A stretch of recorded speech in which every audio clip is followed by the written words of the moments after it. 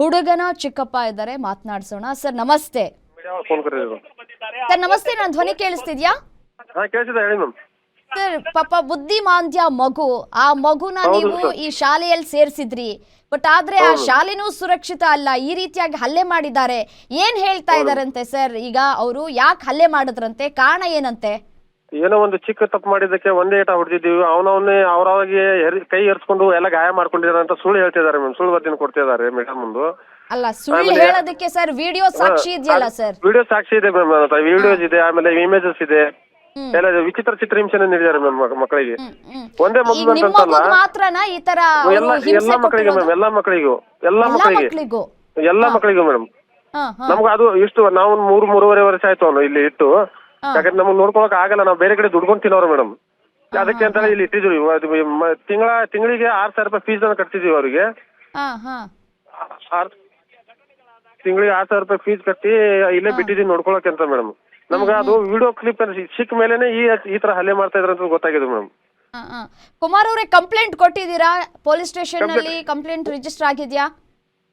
ಇವಾಗ ಹೋಗ್ತಿದ್ದೀವಿ ಮೇಡಮ್. ಹೋಗ್ತಾ ಇದ್ದೀರಾ? ಪೊಲೀಸ್ ಸ್ಟೇಷನ್ಗೆ ಇವಾಗ ಹೋಗ್ತಾ ಇದೀವಿ. ಮೀಡಿಯಾದವ್ರು ಬಂದಿರಲ್ಲ ಮೇಡಮ್, ಅದಕ್ಕೆ ನಿಂತಿದ್ದೀವಿ.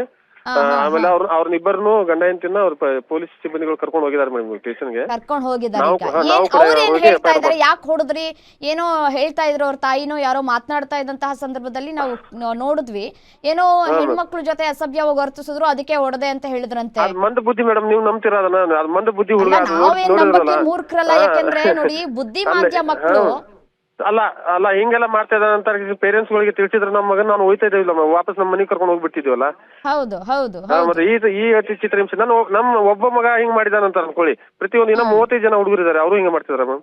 ಅದೇ ಹೌದು, ಕರೆಕ್ಟ್. ಈಗ ಪಾಪ ನಿಮ್ಮ ಮಗುವಿನ ಪರಿಸ್ಥಿತಿ ಹೇಗಿದೆ? ಕಣ್ಣಿಗೆ ಖಾರದ ಪುಡಿ ಬೇರೆ ಹಾಕಿದ್ದಾರೆ ಮ್ಯಾಮ್. ಹೋಗ್ತೀನಿ, ಹಾಸ್ಪಿಟಲ್ ಹೋಗ್ಬೇಕು ಮ್ಯಾಮ್, ತೋರಿಸ್ತಿದೀವಿ. ಭೇಟಿ ಮಾಡಿದ್ರ, ಮಾತಾಡ್ಸಿದ್ರ? ಮಗುನ ತಗೊಂಡಿದ್ದೀವಿ ಮ್ಯಾಮ್, ನಮ್ಮ ಹೆಣ್ಣವ್ರಿಗೆ ಕೊಟ್ಟಿದ್ದಾರೆ, ಮಗನ್ ಕರ್ಕೊಂಡ್ ಬಂದಿದೀವಿ. ಓಕೆ, ಇನ್ನು ಹಾಸ್ಪಿಟಲ್ ಸ್ವಲ್ಪ ತೋರಿಸ್ಕೊಂಡು ಕಂಪ್ಲೇಂಟ್ ಕೊಟ್ಟು ಇದು ಮಾಡ್ತೀವಿ. ಮಗು ಏನಾದ್ರು ಹೇಳ್ತಾ, ಕಂಪ್ಲೇಂಟ್ ಮಾಡ್ತಾ, ಯಾಕೆ ಈ ರೀತಿ ಮಾತಾಡಲು ಬರಲ್ಲ ಮೇಡಮ್ ಮಗುಗೆ. ಮಾತು ಬರಲ್ಲ ಮ್ಯಾಮ್ ಮಗುಗೆ. ಓಕೆ. ಈಗ ಕಂಪ್ಲೇಂಟ್ ಕೊಡೋದಕ್ಕೆ ಹೋಗ್ಬೇಕು ನೀವು, ಈ ರೀತಿಯಾಗಿ ಆಗಿದೆ ಅಂತ ಹೇಳಿ. ಹೋಗ್ತಾ ಇದೀವಿ ಮ್ಯಾಮ್. ಅಲ್ಲಿ ಬರೀ ಇಬ್ರೇ ಮಾತ್ರ ಇಲ್ಲ, ಇನ್ನೂ ಒಂದ್ 4-5 ಜನ ಕೂಡ ಇದ್ದಾರೆ ವಿಡಿಯೋ ಮಾಡ್ತಾ ಇರೋರು.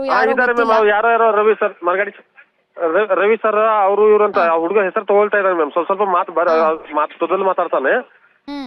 ಇನ್ನೊಬ್ಬ ರವಿ ಅಂತ ಯಾರೋ ನೀವು ಇಬ್ಬರು ಅದಾರ ಮ್ಯಾಮ್. ಇಬ್ಬರು ಹಿಡಿದು ಒಬ್ಬರು ಬೆಲ್ಟ್ ತಗೊಂಡ್ ಬಿಡಿಯೋದು ವಿಡಿಯೋ ಇದೆಲ್ಲ ಮ್ಯಾಮ್, ನೋಡಿದ್ರಲ್ಲ?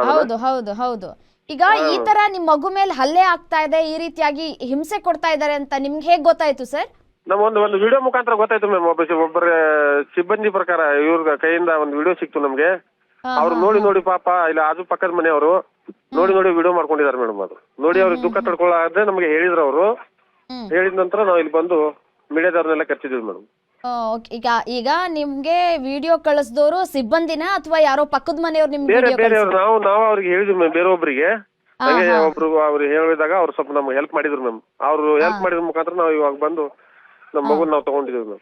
ಪ್ರತಿದಿನ ಹೀಗೆ ಹಿಂಸೆ ಕೊಡ್ತಾ ಇದ್ರಂತ? ಮತ್ತೆ ನಾವು ಇನ್ನೊಂದು ವಿಡಿಯೋ ನೋಡಿದ್ವಿ ಸರ್, ರಾತ್ರಿ 2 ಗಂಟೆವರೆಗೂ ಸಣ್ಣ ಚಿಕ್ಕ ಮಕ್ಕಳೆಲ್ಲ ಹೇಳ್ತಿರ್ತಾರಲ್ಲ, ಅದು ಅರ್ಬಿನ ತೊಳ್ಯಾಕ್ ಹಚ್ಚೋದು, ಬಾತ್ರೂಮ್ ತೊಳ್ಯಾಕ್ ಹಚ್ಚೋದು.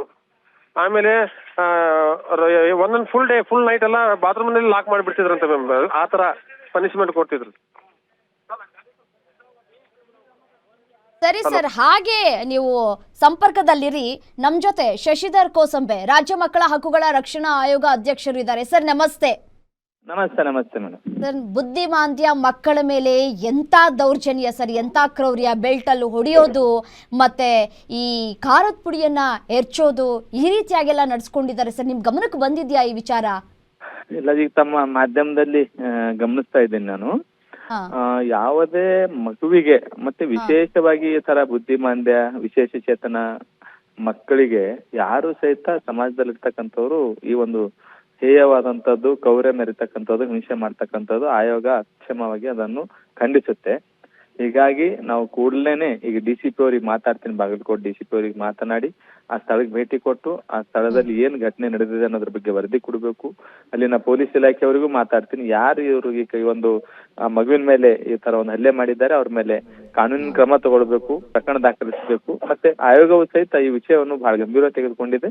ಸ್ವಯಂ ಪ್ರೇರಿತ ಪ್ರಕರಣ ದಾಖಲು ಮಾಡ್ಕೊಂಡು ನಾವು ಆ ವರದಿ ಪಡ್ಕೊಂಡು ಯಾವ ಕಾರಣಕ್ಕಾಗಿ ಈ ಘಟನೆ ನಡೆದಿದೆ ಅನ್ನೋದ್ರ ಬಗ್ಗೆ ಮಾಹಿತಿ ತಗೊಂಡು ಸಂಬಂಧಪಟ್ಟರ ಮೇಲೆ ಸೂಕ್ತ ಕ್ರಮ ವಹಿಸಲಿಕ್ಕೆ ನಾವು ಸರ್ಕಾರಕ್ಕೆ ಮತ್ತು ಆ ಇಲಾಖೆಗೆ ನಾವು ಶಿಫಾರಸು ಮಾಡ್ತೀವಿ. ಸರ್, ಈಗ ಅವ್ರು ಏನ್ ಹೇಳ್ತಾರೆ ಅಂತಂದ್ರೆ, ಏನೋ ಯಾವ್ದೋ ಹೆಣ್ಮಗುದು ಕೈ ಹಿಡ್ದೇನೋ ಹೇಳಿದ್ರು ಆ ತರ ಮಾತಾಡ್ತಾ ಇದ್ದಾರೆ. ಮೊದ್ಲೇ ಹೇಳ್ಬೇಕು ಅಂದ್ರೆ ಬುದ್ಧಿಮಾಂದ್ಯ ಮಕ್ಕಳು, ಅವ್ರಿಗೇನು ಗೊತ್ತಾಗಲ್ಲ. ಅದಕ್ಕೆ ಅಲ್ವಾ ಸರ್ ಶಾಲೆಗಳಿರೋದು, ನೋಡ್ಕೊಳ್ಳೋದು. ಹೌದು, ಯಾವುದೇ ಕಾರಣಕ್ಕೂ ಆ ಒಂದು ಚಿಕ್ಕ ಮಕ್ಕಳು ಅಂದ್ರೆ 18 ವರ್ಷದ ಕೆಳಗಿರುವರ್ತಕ್ಕಂಥ ಮಕ್ಕಳು ತಿಳಿದೆಯೋ ತಿಳಿಯದೋ, ಮತ್ತೆ ಇವರು ವಿಶೇಷವಾಗಿ ಯಾವುದೇ ರೀತಿ ಅಂದ್ರೆ ಒಂದು ಬುದ್ಧಿ ಮಾಂದ್ಯ ಅಂದ್ಮೇಲೆ ಮುಗಿದೋಯ್ತು. ಅವ್ರೇನೋ ಒಂದ್ ಕಾರಣಕ್ಕಾಗಿ ಈ ಘಟನೆಗಳು ನಡೆದಿರುತ್ತೆ. ಮಾನವೀಯತೆ ದೃಷ್ಟಿಯಿಂದ ಮತ್ತೆ ಕಾನೂನಿನ ದೃಷ್ಟಿಯಿಂದ ಯಾವುದೇ ಕಾರಣಕ್ಕೂ ಹಲ್ಲೆ ಸ್ವಯಂ ಮಹಿಳೆ ಸರ್, ಅದು ಮಹಿಳೆ ತಾನೂ ಕೂಡ ತಾಯಿ ಅನ್ನೋದು ಮರೆತು ಕಣ್ಣಿಗೆ ಖಾರದ ಪುಡಿ ಹಾಕ್ತಾರೆ ಅಂತಂದ್ರೆ ಸರ್, ಆ ತಾಯಿ ಆ ಮಾತೃ ಹೃದಯ ಅನ್ನೋದೇ ಮರ್ತೋಗ್ಬಿಟ್ಟಿದ್ದಾರೆ ಇವ್ರುಗಳು ಅಂತ ಕಾಣಿಸುತ್ತೆ ಸರ್. ಆಮೇಲೆ ಈಗ ದೀಪಕ್ ರಾಠೋಡ್ ಅವರ ಚಿಕ್ಕಪ್ಪ ಕುಮಾರ್ ಅವರು ಕೂಡ ನಮ್ ಜೊತೆ ಇದ್ದಾರೆ ಸರ್. ನೀವು ಮಾತನಾಡಿ ಅವ್ರ ಜೊತೆ. ಸರ್ ಕುಮಾರ್ ಅವರೇ ಮಾತಾಡಿ, ಶಶಿಧರ್ ಸರ್ ಇದ್ದಾರೆ, ಮಾತನಾಡಿ ಅವ್ರ ಜೊತೆ. ನಮಸ್ತೆ. ನಮಸ್ತೆ, ಹೇಳಿ ಹೇಳಿ. ಅದೇ ಸರ್, ಹೆಂಗಾದ್ರೆ ನಮಗೆ ನ್ಯಾಯ ಒದಗಿಸಿಕೊಡ್ಬೇಕು ಸರ್ ನೀವು ದಯಮಾಡಿ. ಅವಶ್ಯವಾಗಿ ನಾವಿದ್ದೀವಿ. ಯಾವುದೇ ಕಾರಣಕ್ಕೂ ಆ ತರ ಘಟನೆಗಳಿಗೆ ಆಯೋಗ ಸದಾ ಅವರೊಂದಿಗಿರುತ್ತೆ, ಅವರೊಂದಿಗೆ ಬೆಂಬಲವಾಗಿರುತ್ತೆ, ಮತ್ತೆ ಆ ಒಂದು ನೋವಿನಲ್ಲಿರುತ್ತೆ.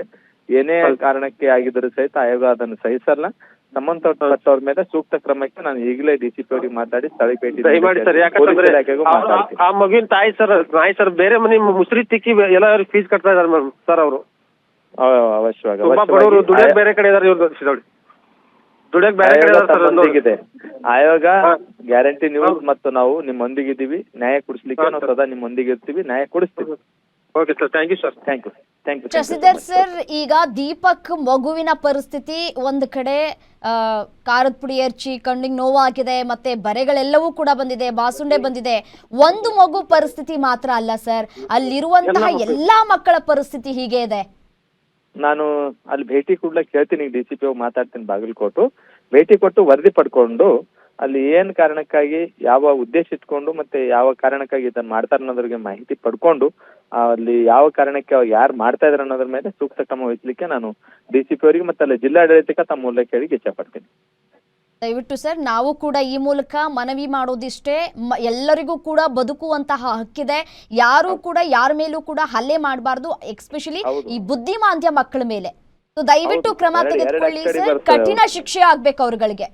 ಅವಶ್ಯವಾಗಿ ಮಾಡೋಣ ನಾವು. ಆಯೋಗ ಈಗ ಅದನ್ನು ಈಗ ಕೂಡಲೇ ನಾನು ಅವರಿಬ್ಬರಿಗೂ ಮಾತಾಡಿ ಸ್ಥಳಕ್ಕೆ ಭೇಟಿ ನೀಡಿ ವರದಿ ಪಡ್ಕೊಂಡು ಸೂಕ್ತ ಕ್ರಮಕ್ಕೆ ನಾನು ಪತ್ರ ಬರಿತೀನಿ ಹಿರಿಯ ಅಧಿಕಾರಿಗಳು. ಓಕೆ ಸರ್, ನಿಮ್ಮ ಮೇಲೆ ನಮಗೂ ಕೂಡ ಭರವಸೆ ಇದೆ. ಧನ್ಯವಾದಗಳು ಸರ್, ಗ್ಯಾರಂಟಿ ನ್ಯೂಸ್ ಜೊತೆ ಮಾತನಾಡಿದ್ದಕ್ಕಾಗಿ. ಕುಮಾರ್ ಅವರೇ, ನಿಮಗೂ ಕೂಡ ಧನ್ಯವಾದಗಳು. ಭರವಸೆಯನ್ನ ಕೊಟ್ಟಿದ್ದಾರೆ ರಾಜ್ಯ ಮಕ್ಕಳ ಹಕ್ಕುಗಳ ರಕ್ಷಣಾ ಆಯೋಗದ ಅಧ್ಯಕ್ಷರು. ಸೊ ಭಯ ಪಡಬೇಡಿ, ನಿಮಗೆ ನ್ಯಾಯ ಸಿಗತ್ತೆ. ಧನ್ಯವಾದಗಳು ಗ್ಯಾರಂಟಿ ನ್ಯೂಸ್ ಜೊತೆ ಮಾತನಾಡಿದ್ದಕ್ಕಾಗಿ.